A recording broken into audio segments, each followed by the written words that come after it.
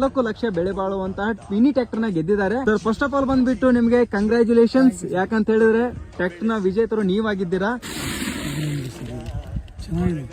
Sir. ಹೇಗೆ ಗೊತ್ತಾಯ್ತು sir ನಿಮ್ಗೆ, ಅಂದ್ರೆ ಇದರಲ್ಲಿ ಟ್ರ್ಯಾಕ್ಟರ್ ಗೆಲ್ಬಹುದು ಅಂತ ನೀವು ಅನ್ಕೊಂಡಿದ್ರಾ?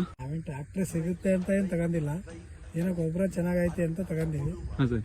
ಅಡಿಕೆ ಹಾಕಿದ್ವಿ, ಮತ್ತೆ ಶುಂಠಿಗೆ ಹಾಕೋಣ ಅಂತ ತಗೊಂಡಿವಿ ಸರ್. ಅವಾಗ ಶುಂಠಿ ಹಾಕೋದ್ನ ಗದ್ದಿಗೆ ಹೋಗಿ ಡೈರೆಕ್ಟ್ ಅಲ್ಲೇ ಚೀಲ ಬಿಚ್ಚಿದ್ವಿ ಸರ್. ಅವಾಗ ಮೇಲೆ ಐತೆ ಸರ್ ಕೂಪನ್. ನಿಮ್ಗೂ ಕೂಡ ಬಹುಮಾನ ಸಿಗುತ್ತೆ ಅಂತ ಹೇಳಿ ಗೊಬ್ಬರನ ತೆಗೆದುಕೊಳ್ಬೇಡ್ರಿ. ಮೊದಲೇ ಒಂದ್ ಪ್ಯಾಕೆಟ್ ನ ತೆಗೆದುಕೊಂಡು ಸ್ವಲ್ಪ ಜಮೀನಿಗೆ ಹಾಕಿ ನೋಡಿ. ರಿಸಲ್ಟ್ ಚೆನ್ನಾಗಿದ್ರೆ ಆ ನಂತರದಲ್ಲಿ 10-20 ಪ್ಯಾಕೆಟ್ ನ ನೀವು ಪರ್ಚೇಸ್ ಮಾಡಬಹುದು.